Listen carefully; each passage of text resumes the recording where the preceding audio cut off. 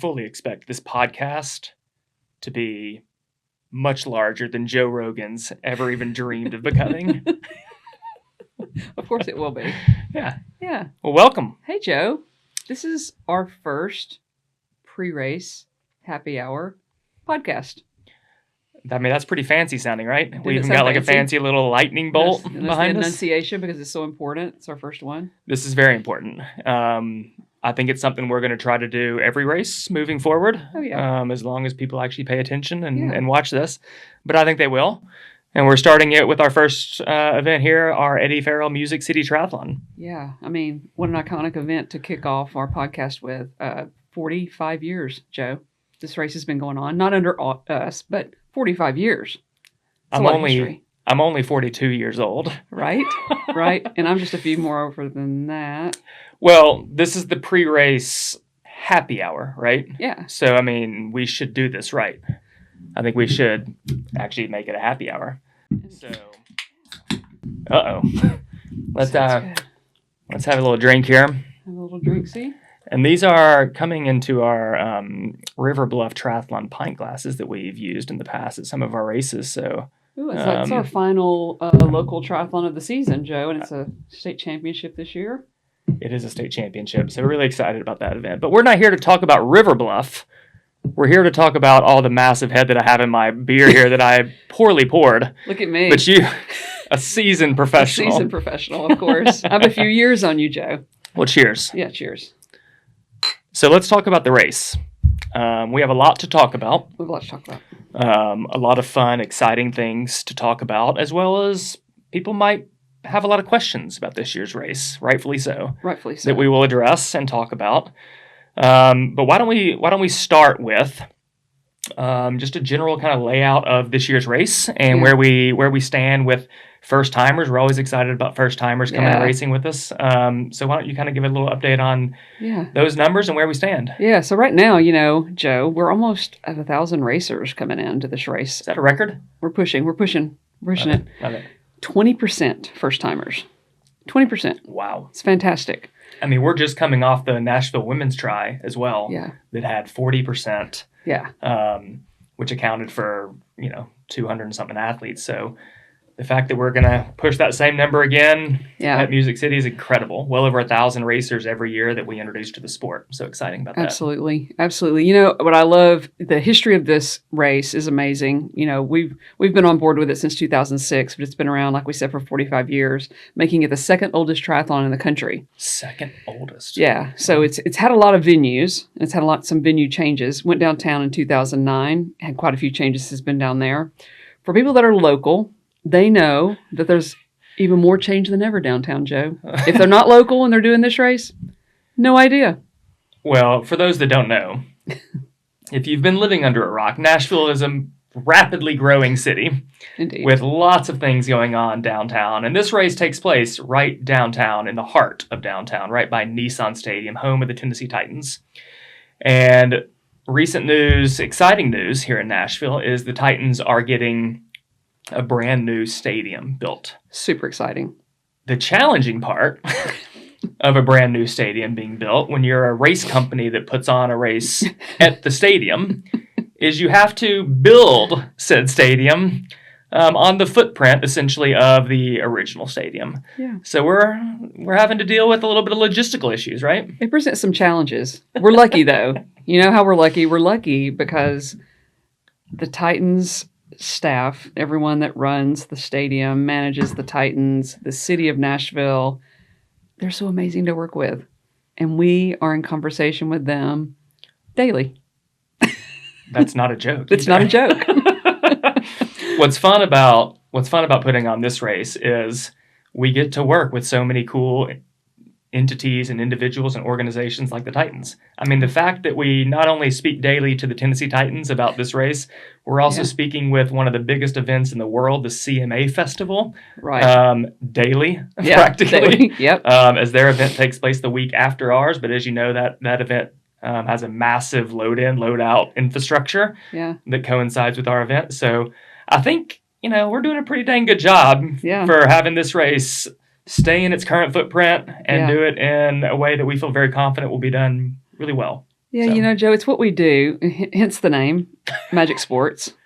create magic. We create magic. Nice. And for those that are maybe drive from West Nashville to East Nashville for any reason at all right now across the Cumberland River, I'm guessing they've glanced down at our venue and they're thinking, how are they going to pull a rabbit out of this hat? Because it's a lot. It's a lot. But you know what? It's going to happen. And it's exciting because it's new and different, but it's also the same. It's basically the same transition area, the same river, the same bike course with a small exception, and the same run course with all this change. So we're doing it. Well, with that said, I think that's a perfect setup. Let's just dive right in to the race. And you mentioned same a lot. And one thing I think we're very fortunate about that is same with this race is our title sponsor, Eddie Ferrell. Yeah. For those of you who don't know, Eddie Ferrell is not a dead guy that we've honored this race by. Eddie Ferrell is Cheers one of to our... Eddie. Cheers to Eddie. Many people think Eddie Ferrell, it's a memorial race in honor of some dude named Eddie Ferrell. That is not the case. Eddie Ferrell is an amazing guy, local realtor, owns his own company, and is very passionate about the sport of triathlon, has been a huge supporter of Magic Sports, and in particular this race for many years. So we're lucky to have Eddie be that same feature. I love when people talk about the race. They don't even really call it the Music City Tri. They call it the Eddie Ferrell. It's the Eddie Ferrell now. Yeah, absolutely. Which I'm sure he loves. Of course he does. So with that said, let's dive right into kind of all the particulars of the race, because I know our viewers and listeners want to know more about what to expect, especially those first timers that we have coming, that may have never seen this venue or just a triathlon in general. Exactly. So let's talk about kind of the lead up. So this week, there's going to be a lot of communication leading up to the race with everything everybody needs to know about everything. Honestly, if you read your emails and read our pre-race emails, it kind of lays out step by step of what to expect come race weekend. So please, we'll just set the stage there. Look at your emails, read your emails. Most everything that you need to know will be detailed there. Absolutely. But we're also here to answer questions through our social media accounts, through our email accounts. And then obviously on race weekend, we're going to have a huge crew of people out there that will help out. But come race weekend, there's a lot of things happening, as we've talked about earlier. Let's get into the nuts and bolts of that. So why don't you let's talk about Saturday, packet pickup day, and kind of talk through that a little bit. Yeah, so, if you are local and you do know that there's construction going on, we encourage you to pay attention to when we send out the emails, because these instructions on how to get to the race site, it's not complicated. It's literally one different turn than you may have, if you've done this race in the past, where actually you need to go a block out of the way to get to where you're going to park to pick up your packet. Just make sure you pay attention to that to save your time on race day, because there is a lot of construction around the race site. What we don't want is for anybody to get frustrated. So pay attention to that. Packet pickup day is 2:30 to 5:30. We're right there. Like we said, we are exactly adjacent to the stadium. I think I could throw a softball and hit the stadium from where you're going to pick up your packet. So just, plan on coming if you can, especially if you've done the race before and you want to see how it's going to flow just a little bit differently. Come to 2:30 to 5:30, meeting at 4:00. If you can aim your time around to stick around for that quick meeting at 4, that'd be great. That 4:00 meeting you're referencing, that's essentially kind of what we're doing right now, just in person. Exactly. In person kind of race overview. Yeah. Talk about bike check-in as well and the importance of that. Yeah, so one of the great things that we offer is we do overnight security. So you can take the stress away race morning of having to bring all your gear, get it off your car, and you can bring your things on down and have your bike there in the transition area, guarded by an armed officer, taking care of all that. And then when you do that, you can actually see where you flow on race morning, your bike, where it's going to be for you. And you can also get your bike set with its race numbers and things like that. So that's, for seasoned racers, we ask you to put numbers on your bike, and Joe's got a kit over here he's going to talk about in a few minutes about how that works. But that's the perfect time for you to learn really all the steps of, getting ready for the race. Yeah. Take the time. For sure. Funny story, we usually at this race, when there's not the construction, you have a lot of those pedal taverns and whatnot kind of going right around the stadium. We will not be having that. So rest No. assured, everything is pretty isolated and secure in that area now, that there's not a lot of like public traffic going through there Right. with woo girls and whatnot. So Yeah. it's pretty Yeah. quiet. So It's very we're quiet. highly encouraged overnight bike check-in. All right. So that's Saturday. Sunday morning. Let's Sunday kind of morning. walk through that schedule of Sunday morning. And actually, while I'm doing that, Yeah. you mentioned that packet. Mm-hmm. And I don't have that packet with me. I So thought you maybe as grabbed we're that talking, packet. that packet will just somehow just show up. But I don't see that packet in here. But I can at least talk about it a little bit. I So- sure thought you had it in your hand, Joe. I don't Sure know. thought I Did did I too. see a packet? I thought I saw a packet. Yeah, it's somewhere right there. We'll find it. So Sunday morning, that's the same, same arrival time. I mean, same arrival place, Mhm. different arrival time. Come early. The race starts at 7:30. So we want people, on the ground, car parked, 6:00. At the latest. Yeah. I mean, Earlier is fine. Transition rarely- opens at 5:30. Transition opens at 5:30. Rarely do we arrive, and we need to get there early, being the race organizers, and we always are there very early. But rarely do we arrive, and there's not already a handful of athletes just itching to get ready. So it always makes me laugh, but I always love it seeing those hardcore people there at like 4:45, 5 in the morning, just ready to go. Exactly. So, Yeah. If you want to show up that early, God bless you. So I did find the packet. It actually was here below me the entire time. We talked about magic before. I think you just. It was just underneath me It the just whole time, and I appeared. apologize. Okay. So before we kind of go into the swim, bike, run portion and what to expect, Yeah. we talked about packet pickup and arriving early on race morning. So I thought I would just kind of show an example, a real life example of what people are going to Great get. idea. Yeah. Do it. So I know it's going to be hard to kind of see in the video, but I'll give an explanation of it. Everybody's going to get a little folder just like this. Yeah. On the folder gives you very specific instructions on how to put the various things on that are included in this packet. Everything from a wristband to a tattoo to your bib to whatever the case may be. Instructions are very clear on the front of your race envelope of what you need to do with what's included in here. There's also on the front side of it is the race number, so you're going to make sure that you actually have your race number. Your name will also be on here as well, so it'll say, Joe Fleenor, race number 603, and it should line up with the number that's up here, and if it doesn't, just let us know and we can correct that. But everybody's going to get a race kit right here, included in here. I'm just going to kind of lay it out here and we can talk about it. Yeah, and everything in there matches, right? So you've got, Joe's going to talk about each thing in there, but every number in there matches for a reason. The only thing missing in this, Joe, while you're getting those things out, is the timing band. You will have a timing band that will get affixed to your left ankle, and that's on your envelope. It talks about your timing band. That will be in there for you. Our timer brings the timing bands to us later this week, so that's why that's not in this packet right now. Yep. But everyone will need that timing band. That's how we track you when you start your race until the finish of your race. Yep. All right, so to go through everything that's inside your race kit, I'm going to start with the things that you're going to have on either yourself or your bike before you're even allowed in transition area. And we'll start with our stickers. These are your bike sticker and helmet sticker. What you're going to do with this, it's going to be easier when you actually have this in your hand to understand, but essentially this peels off and this number will fold over your bike tube or seat stem and it'll show your number on either side. In this case, number 603. This middle sticker peels off separately, and this is the number that will stick on the front of your helmet. So just kind of stick that on the front of your helmet, and these are your stickers that you need to apply and have on hand, your bike and your helmet before you ever enter transition area. As well as, everyone gets a wristband. The wristband is required to wear when you enter transition area. It has your race number on it. This helps our crew know that the right person is leaving with the right bike.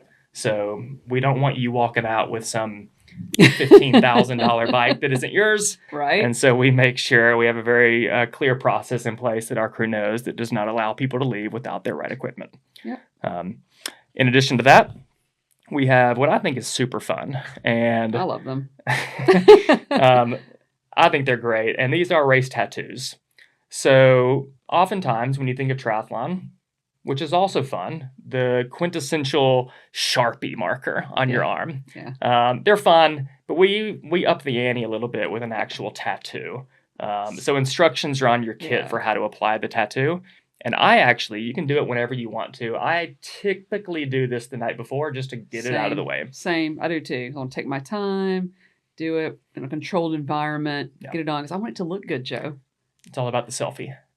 It is indeed. I mean, you want to look good. You want and make sure you do it where the number reads the right way. We get some upside down tattoos. We do get a lot of those. It happens. So I think those people are doing it in the heat of the moment, race morning. It helps with our logo on the top. It should. It should. In addition, we have our race bib. The race bib is sometimes confusing for people that have never done a race before because they think you have to wear the race bib throughout the entirety of the race. Right. And obviously that's a challenge, especially in the swim portion of the race. But you only need to wear this on the run portion of the race. It's the only time we require you to wear the bib is on the run portion. And even more specifically on the front of your body on the run portion. So the reason for that is timing. So if for some awful reason your timing band doesn't work, you lose it, we have backup systems in place where somebody is watching you cross the different timing mats and they enter your number. So if it's on the front side of you, you're much more likely to get a proper time and have that backup system in place. Yeah, and Joe, what we're missing in here, which we'll have next time at our next happy hour, is a race belt. So the easiest way for people that don't know this already, the easiest way to use the bib number to get it on your body and for the run is a race belt. You attach it to a belt that you affix when you head out on the run, or you can wear it on the bike if you want and spin it around to the back so the wind doesn't go crazy with it. We have race belts. We'll have them at the race site. Yep. Yeah. They're nice. Yeah. Otherwise, we do have safety pins that everyone will get. 4 safety pins. You can pin it on the front of your shirt. A little slower process, but it works. Yeah. There'll be a number of other things in your actual race kit. We have a number of amazing sponsors for this race, so there'll be some incredible coupons and collateral that'll also be included in there as well. Anything I missed from the race packet? So the one thing that will not be in the race packet is what we'll talk about next. That covers the race packet. The only thing missing is timing chip. We talked about that. That will be there. Swim caps. Those will be handed to you separately outside of your race packet. Why don't you talk about your swim caps first, Joe? I'd love to. And that will also kind of lead directly into the swim portion of the race. Yep. So all of our sprint swimmers will be starting with a purple swim cap. So everyone is going to receive, if you're a sprint swimmer, a purple swim cap. This lets our safety crew on the water know that you're swimming in the sprint distance. It also makes sure with our crew that you're lined up in the right spot as well. If you have a purple swim cap, don't get on the General Jackson. We'll talk about that later. You want to make sure you're just on shore at the dock, and that's how you're starting. If you are an Olympic swimmer, you're going to be using our bright green swim cap here for that. I'm going to let you talk about other options of swim caps that you can request or be given at the actual swim start itself. Absolutely. We have distinguishable, different color caps for people that want special attention during the swim. And this could be that it's your first open water swim. It could be that you've done a million open water swims, but you like a special attention. I mean, some people just like special attention, Joe. I do. Right? I know you do. Mm-hmm. So this is for the sprint, right? Let's see. The red is for the sprint, yes. Yep. And the white will be for Olympic. So people are water safety people, the kayaks, the boats, they are all well aware of this system. And not that they're not going to be looking for the people in the purple and green, Joe. They will be. They will be. Special attention. Yeah, totally. Okay, so let's dive right in. Now people are on site. They've got their bike in transition. Every sticker's applied. Every bib's ready. Their transition area is laid out, real quickly about transition area layout. Let's address our race concierge just quickly, for sure. Because that'll be a whole separate conversation that we'll have. But we have a race concierge with Magic Sports, and Janet Byers and Megan Scheinman are the 2 race concierges that are generally on site at all of our races, serving in that capacity. And their total responsibility is to make your life as easy as possible on race weekend, as we know that there's a lot of anxiety with the race. There's a lot of questions that go along with it. And they're there simply to put your mind at ease and answer any questions you have. Yeah. So they're going to be on site at the Eddie Ferrell Music City Triathlon, as well as all of our other races. And they're going to have a lot of these extra things. If you have questions, you need a cap, they can give that to you as well. They'll have a transition setup. They'll have a bike out there. They'll have how they would recommend you set up your race transition area, the things you should have there, things to think about. So definitely give them a visit, especially if you're new to the sport, first timer. Definitely. Yeah. Okay. So they've gone they've got their transition set up. Now it's race time. We've kicked you out of transition area, which our crew does an amazing job at. They just boot you out of there. Yeah. Now you're being forced down to the water, which if you've been downtown recently, you have seen the water. We've had a lot of rain recently. A lot of rain. And generally what happens with the river when there's a lot of rain is dams open up to clear that water out and rivers become very fast. So we are not blind to the fact that the Cumberland River right now is gushing water. It's gushing. The good news is if you've been watching the river prior to probably today, you saw some trees and things in the river because they were really pushing those out. Well, it's looking cleaner and cleaner by the hour. Yeah. It's flowing nicely and they're pushing all that out. And they are well aware. Speaking of frequent conversations, we have frequent conversations with the Corps of Engineers who control the flow. And other people, the General Jackson, which Joe's going to talk about in a minute, they constantly are talking to people that control the flow of the water because they have a showboat to get on the water. So we have a really tight network making sure we're on top of things. So again, if you're local, you're looking down there and it's like, wow, things will change throughout the week. And we will adapt anything that we need to adapt to that might not change, but we expect full change. We have a good, clear, pretty week ahead. We do. Fingers crossed on that. There's also a giant barge at your swim exit. So if you're local and have seen that and it's full of trash, that's good news. There is every year before this race. It welcomes us every year. And I always get phone calls from well-meaning friends. I'm out on the Greenway. Have you seen the barge at the swim exit? I have. And I like it because every year they clean the river. And then they're beautifying our river that you'll be swimming in. It's not pretty right now with the big trash barge, but it's actually 3 trash barges. Yeah, excuse me, 3 trash barges, and they will be gone. We're very appreciative of them. We do not need to swim around a trash barge. So yeah, as Faye mentioned, we some things are just totally out of our control, but a lot of things kind of are in our control, and we do the best we can. And so at this point, we feel very confident that things will go as planned. But like she said, if it doesn't, we always have backup ideas. Yeah. So we've gotten you down to the water at this point. It is pushing 7 a.m. For those of you that are racing the Olympic distance course, you're going to see in front of you a gigantic boat. And if you've never seen the General Jackson showboat, you're missing out. It is one of Nashville's staple icon events and entertainment venues. And we have the luxury of partnering with the General Jackson to start our Olympic swim start from that boat upriver and get to jump off of it. So we want to make sure everybody boards that boat by 7 a.m. as it leaves the shore to head upstream for their 7:30 start time. Right. Sprint swimmers, you will stay on shore and you're going to be jumping off of the dock down there. So there's a floating dock down there that will line you up there. Just real quickly, numbering system. Like I showed you our setup earlier, number 603. This is actually the first number, I believe, in our sprint order. Mm-hmm, it is. So if you're number 603, that means you're the first person in sprint. So you're going to line up first and on down from there. So 600 to 1100, whatever it is.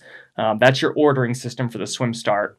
And the Olympic starts at number 1 and goes up from there. So that's all based on estimated swim times that you put into your registration, which helps us make sure as best we can that the swim is conducted in a way where the fastest go first and there's not a lot of people swimming on top of each other. It helps also with our transition flow as well. Yeah. So Olympic people are heading upstream for the 7:30 swim. Sprint people, you are lining up on the dock for your 7:30 swim, and at 7:30, we have everybody lined up, ready to go, and we get it started. Yeah. People jump off the General Jackson. They are swimming an 1,100 meter swim downstream. Yeah. You're going to be moored upstream. You swim kind of across the current and then just straight down the side of the river there to the swim exit. It's, when we get down to our controlled flow, which Faye talked about, it's still a very fast swim. It's a fun swim. That's right. Yeah. So if you're a strong swimmer, you're going to love this because you're out of the water very quickly. And if you're not a strong swimmer, just coast on your back if you need to. And just kind of let the current pull you down. Should be an That's easy the beauty ride. of it. Yeah. Sprint swimmers have it even better. They're swimming a 300 meter, and you're in and out of there in just a couple minutes in many cases. So you just swim right along the dock and then just head up. Yeah, it's great. So it's perfect. We have everybody in the water pretty quickly, and then you're out and heading up to transition area. That whole flow into transition will be very similar to what it's been in years past, with just some minor changes to it. But then you're in transition area. And Faye, I'm going to let you take it over from here to kind of talk about what they need to do in transition to get up to the bike course. Yeah, for sure. So we're not going to go through a lot of detail on this because you can look at bike maps. But when you get there live in person, it's going to make so much more sense. Again, I'll encourage you to come out Saturday and kind of look at the flow. So basically, once you leave the main staging area where you rack your bike, there is a mountain area that you will be instructed to walk your bike until this mount area. And that mount area has changed. If you've done this race in the past, your mount area has moved to a different location. We're working around some construction that's going on. So just be aware that if you've done this race before, it's going to be a little different. So you go to a mount area, and then the bike course is great. A little bit different way to get out to a completely closed Ellington Parkway, Joe. It's amazing. I mean, it's so nice. The whole highway in downtown Nashville closed. We close an entire highway in downtown Nashville for this race. It's fantastic. So for the sprint racers, you're doing one out and back course of this. You come back exactly the same way you went out. For the Olympic people, you're going to have to pay attention when you come back because we're going to have a turnaround point where you need to get in a certain lane and between some certain cones, and we're going to ask you to slow down and make a turnaround. And you go back out and do the same thing. It's not complicated. It's not dangerous. If you'll just slow down when you make your turnaround, all will be well. And so we'll have volunteers. We just need you to, listen in. Pay attention when you're coming back to ground zero, right? Yes, for sure. Yeah. Real quick, I just took a sip, and I forgot how good Homestyle is. It's so good. It's so good. If this is a local beer, for those of you who are not in Nashville, this is Bearded Iris. Yeah. It's one of my favorite breweries. It's one of my favorite breweries, too. And I like the name for today. Homestyle race for it's our hometown race. For those who don't know, we're in Nashville. Yeah. We have out-of-towners on listening to this, hopefully. We're in Nashville. I just thought about? What? I can't wait. Bearded Irish should sponsor us. Oh. Yeah, they should. We should get on that. Yeah, we should get on that. Joe, it's your job. Cheers again. Cheers. All right, so we've talked bike course. Mm-hmm. Lucky we don't have too much to deal with the bike course, with the construction. We can get out there. We'll be fine. Yeah. Now we're on the run course. Run course really has no changes. It has no changes. It's such a great course, Joe. It's flat and fast. Literally not even a little bit of a hill. Nothing. Not even a little? No, Joe. There's not. I promise you. It's totally shaded as well as what I hear. There's that. We do have some full sun to deal with, people. That's all right. There's full sun. Okay, there is full sun. But you do go under a bridge. So there's some shade. But speaking of that bridge, because what kind of sexy things can you talk about with a run course? It is what it is. But we do have amazing volunteers on that run course, typically. We do a competition on the run course with our local tri clubs or other entities that want to join. And we have 3 different aid stations on the course, and each one of those is manned by an organization, typically one of our tri clubs. And we have a vote. So people cast their vote at the end of the race on which aid station was the most entertaining. Yeah. And in years past, we've had some very entertaining aid stations, making it a lot of fun because it is hot out there. It's hot. It's hot every run course.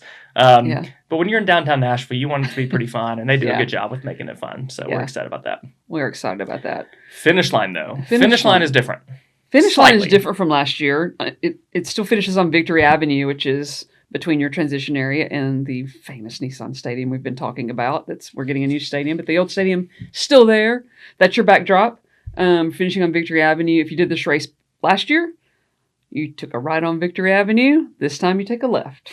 So that's pretty much as simple as it's a very simple change.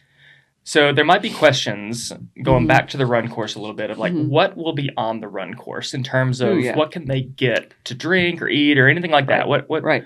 do we typically do? So we always have nice cold water, Powerade, and we'll have some ice out there if they want to throw some ice in their Nice. jerseys or in their hats. Is what I always recommend. Hold it in your hands to cool down.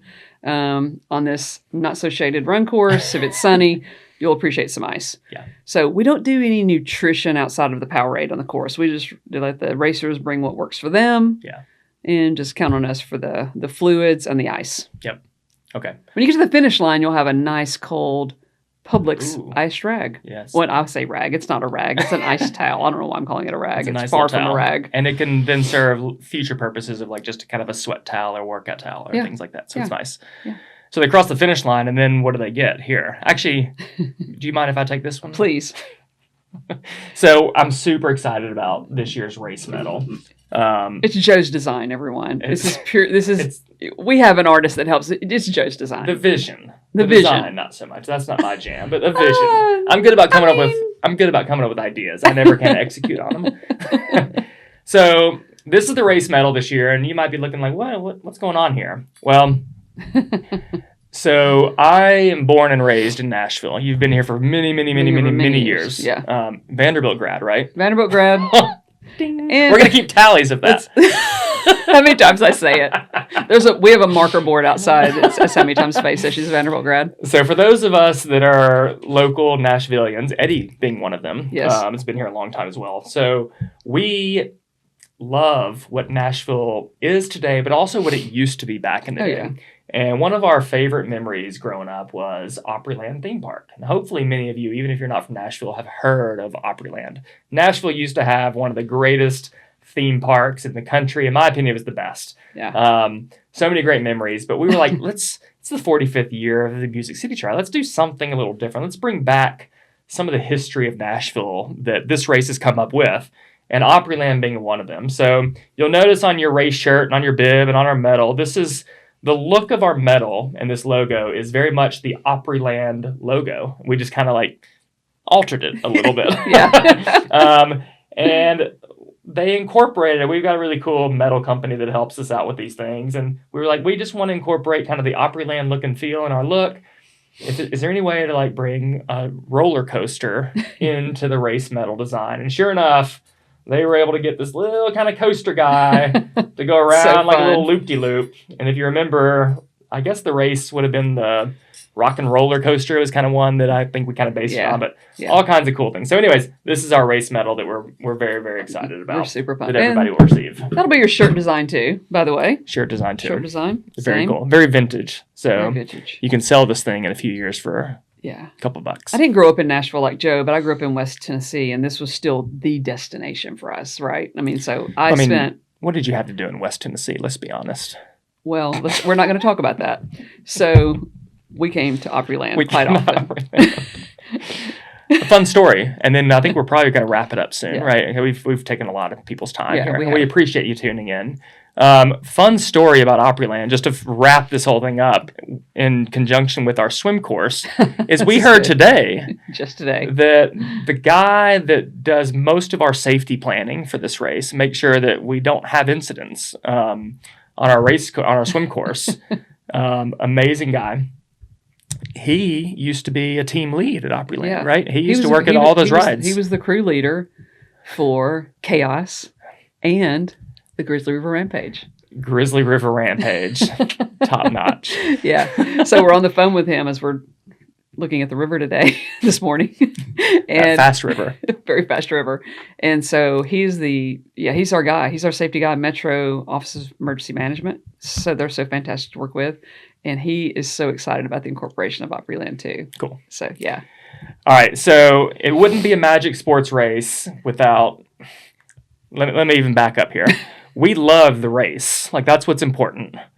That's why you're out here racing. But we love everything surrounding the race equally as much. So your experience on the front end, but especially on the back end of a race, is vital for us being satisfied in your event. So we want to make your post-race party as fun and impactful as we Absolutely. possibly can. So Yeah. we encourage everybody, to hang out, enjoy our post-race party. We've got a band coming out. We've got beer that's going to be out there. We've got amazing barbecue. We've got vendors and sponsors. It's going to be a lot of fun. So we got a lot of things in line. Stick around. And bring family and friends. Oh, yeah. There's plenty. Let's talk about that for briefly before we go. Very spectator friendly. Okay, so the whole area, even though there's a lot of construction and everything we've talked about, don't let that intimidate your family and friends coming down. Yeah, they definitely want to come down and watch. It's fantastic. So with that said, let's end it here. Yeah. But we're not done. So if you have questions, which I hope you do, and don't feel afraid to ask questions. We love all questions. Comment below, or however you're viewing this, reach out to us and let us know if you have a question on this. And then also reach out to one of our race concierges. They will be happy to answer any of the questions on race weekend, as well as they'll probably be the ones emailing you a response anyways if you reach out to us via email. Yeah. But with that said, Faye, we almost got through one beer. Almost. I have some extras lined up over here just in case this went a little wild, which it might later. Cheers, Cheers, everybody. We'll see you on Sunday. See you soon.